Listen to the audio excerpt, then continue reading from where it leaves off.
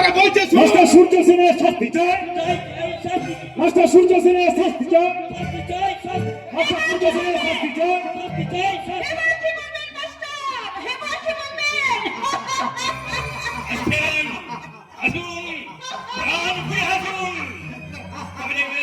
আজকে আপনাদের চক্রান্তে যে ছাত্র আর শিক্ষকদের মধ্যে শত্রুতা তৈরি হচ্ছে, একদিন তারাই নিজেদের ভুল শুধরে নিয়ে আপনাদের মতো ভণ্ডতান্ত্রিকদের এদেশ থেকে তাড়িয়ে দেবে আর প্রশাসনের গোড়ায় ঝুলিয়ে দেবে জুতোর মালা। এই মাস্টার, আপনি কিন্তু সহ্যের সীমা ছাড়িয়ে যাচ্ছেন। বলুন বলুন, আমার ভাই গণেশ এখন কোথায়? আপনি কিছু চিন্তা করবেন না, অনেক সুস্থ হয়েছে। ওকে স্কুলে বসিয়ে রেখে থানায় গিয়ে শুনলাম এই মাস্টার আপনার ভয়ে এই বাড়িতেই এসেছে। না, ভয় নয়, অভিভাবক হিসাবে কথাটা আমি ওনাকে জানাতে এসেছিলাম, আর তার বিনিময়ে উনি আমার গালে একটা ঠোঁট মারলেন। তবে মনে রাখবেন, এর জন্য কিন্তু একদিন আপনাকে আফসোস করতেই হবে। আফসোস মাতাশ্রীকে নয়, আপনাকে করতে হবে। আর সেই দিনটার জন্য আপনি তৈরি তখন মাস্টার মশাই চলুন চলুন এখান থেকে। যাবেন কোথায়? তার সঙ্গে আমার সঙ্গে থানায় যেতে হবে, চলুন। থানায়? হ্যাঁ। থানায় যাবো কেন? কেন? গণেশকে মারার জন্য সবাই মিলে থানায় গিয়ে একটা কেস করেছে। একটা কেস করতেই হয়েছে। তাছাড়া আপনি শিক্ষক মানুষ, বেশি হ্যারাস আপনাকে করবো না। ওই সবার সঙ্গে ক্ষমা চেয়ে নেবেন, তাহলে হবে। আমাকে ক্ষমা চাইতে হবে? বাবা বাবা, ছাত্রকে মেরে অজ্ঞান করে দেবেন। আর কোনো ছাত্রী ভুল করে নিজের পেট স্কুলে এনে তাকে সবার সামনে পেট পুড়ে অপমান করবেন, তার হাত ধরবে, তাকে দিয়ে স্কুলে প্রশ্ন নেবেন, আমার ক্ষমা চাইতে বললে লজ্জা হবে। যান থানায় যান, গণেশের কাছে ক্ষমা চেয়ে নেবেন। আমি যা করেছি গণেশের ভালোর জন্যই করেছি। প্রয়োজন হলে আমি স্কুল থেকে রিজাইন দিয়ে দেবো, কিন্তু ক্ষমা আমি চাইতে পারবো না। তাহলে যে আপনাকে প্রকাশ্য দেবালকে কোমরে দড়ি বেঁধে টানতে টানতে থানায় নিয়ে যেতে হবে। কখনোই পারবেন না। অনিশ বাবু, হ্যাঁ, আমি সব শুনেছি। মাস্টার মশাইয়ের চলে কোনো সজ্ঞান হয়নি। ভালো হয়নি? অজ্ঞান হয়নি? না, বন্ধুর সাথে মজা করতে গিয়ে অজ্ঞান আর অভিনয় করেছে। তাহলে স্যার ওটা যে থানায় ডায়েরি করেছে, ওটা আমি বড় মশাই কথা বলে সব মিটিয়ে দিয়েছি। চলুন মাস্টার মশাই, আপনি এই অঞ্চলের সম্মানীয় ব্যক্তি, আমি থাকতে আপনার কোনো অসম্মান আমি হতে দেবো না। ধন্যবাদ অনিমেষ। না না মাস্টার মশাই, ধন্যবাদের কি আছে? প্রতিটা ছাত্র ছাত্রী আমার সন্তানের মতো। তাছাড়া এই এলাকার এমএল হয়ে আমার তো দায়িত্ব তাদের সঠিক পথের সন্ধান দেওয়া। তবে তোমার কাছে একটা অনুরোধ অনিমেষ, ওই ছোট ছোট বাচ্চা বাচ্চা শিশুদের তুমি মিশিয়ে নিয়ে যেও না। কি বলছেন মাস্টার মশাই? আমারও তো রাজনৈতিক জীবন শুরু ওই স্কুল লাইফ থেকে। তাছাড়া প্রতিটা ছাত্রছাত্রীদের মধ্যে যদি সামান্যতম দেশপ্রেম না থাকে তাহলে দেশকে এগিয়ে নিয়ে যাবে কে মাস্টার মশাই? চলুন চলুন চলুন। আরে মাধব, যাও যাও যাও, মাস্টার মশাইকে এগিয়ে দিয়ে যাও।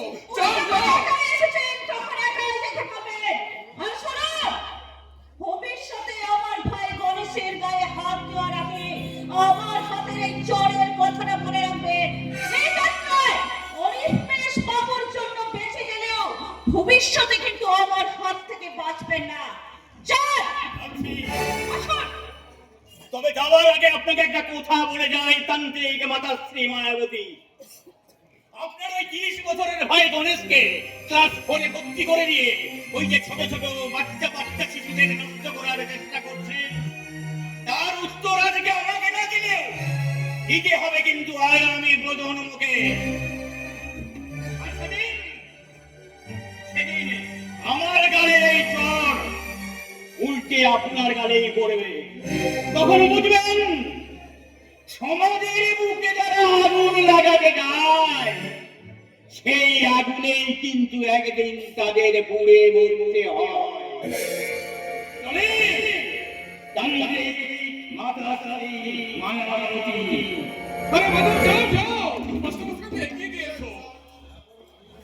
তারপর অনিমেষ বাবু বলুন, কেমন আছেন? আপনার তো অতি ভালোই আছে। তারপরে গৌরাঙ্গ বাবু, আপনি ওই 20 পদ পানটা ক্যাশ করতে পারলেন? তখন তো চলছে, শিগগিরই সমাধান হয়ে যাবে। তাহলে স্যার আমিও এখন আসি। হ্যাঁ আসুন। আর হ্যাঁ, আপনার ভাইয়ের চাকরিটা নিয়ে আপনি একদম চিন্তা করবেন না। আপনি যখন আছেন আমার আর চিন্তা কিসে? জনগণের ভরসা আমাদের উপর, আর আমাদের ভরসা আপনাদের মতো নেতাদের উপর। তা আপনার দয়াতেই তো আমি হাবিলদার থেকে অফিসার হয়েছি। হ্যাঁ, স্যারের সঙ্গে হাত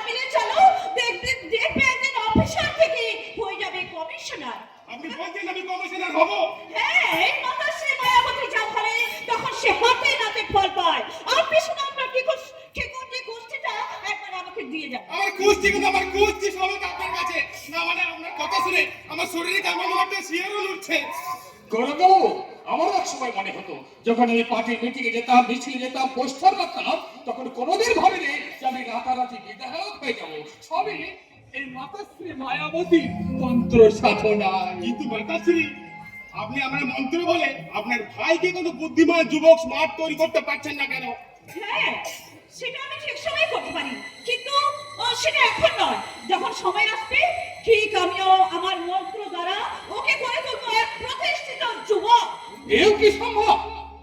অসম্ভবকে সম্ভব করাই আমার কাজ। এমনি শয়ে শয়ে ভক্ত আমার কাছে আসে না। আসে, ঢুকতে আসে। না তুমি আমাকে বাধ্য হয়ে আসতে হলো। কেন কি হয়েছে? আপনার কথা মতো এদিকে যে শুকনো লঙ্কা পোড়ালাম, ধূপ ধুনো জ্বালাম, কিন্তু ফল তো উল্টো হচ্ছে। উল্টো হচ্ছে?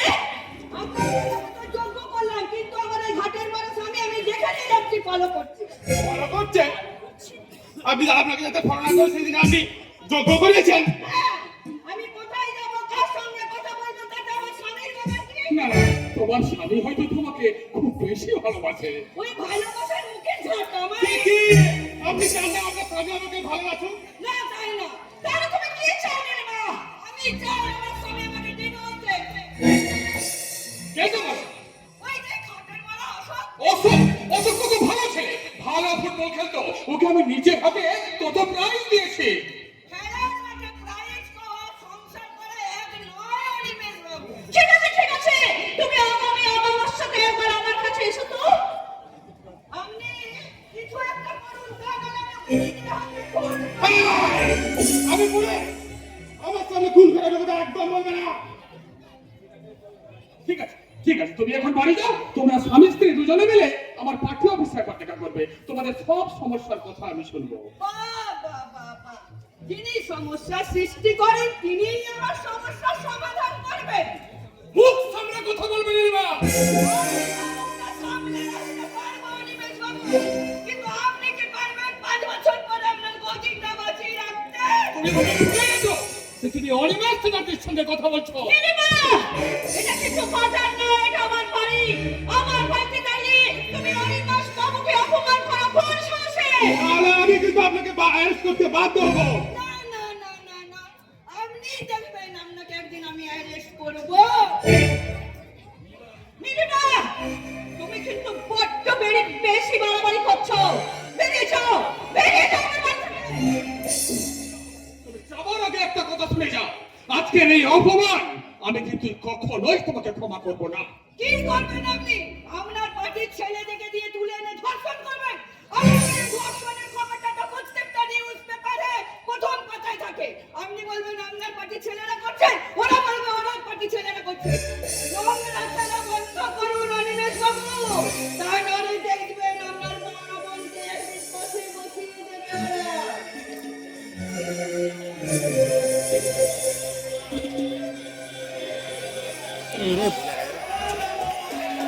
কি হলো স্যার? আরে জাতির চোখ ফুটেছে অনিমেষ বাবু। এও কি সম্ভব? অসম্ভবকে সম্ভব করাই তো আমার কাজ। শুনুন, এমনি শয়ে শয়ে ভক্ত আমার কাছে আসে না। শুনুন অনিমেষ বাবু, নারী জাতির চোখ ফুটেছে, তাই বলছি যা পাচ্ছেন একা না খেয়ে একটু ভাগ করে খাওয়ার চেষ্টা করুন। অনেক কষ্ট করে এই জায়গাটা আমি পেয়েছি, তাই ভাগ করে খাওয়াটা আমি একেবারে ভুলে গেছি। আমার জীবন অঙ্কের খাতায় ভাগ করে খাওয়াটা আর কখনোই হতে পারে না। ভালো বলেছেন স্যার।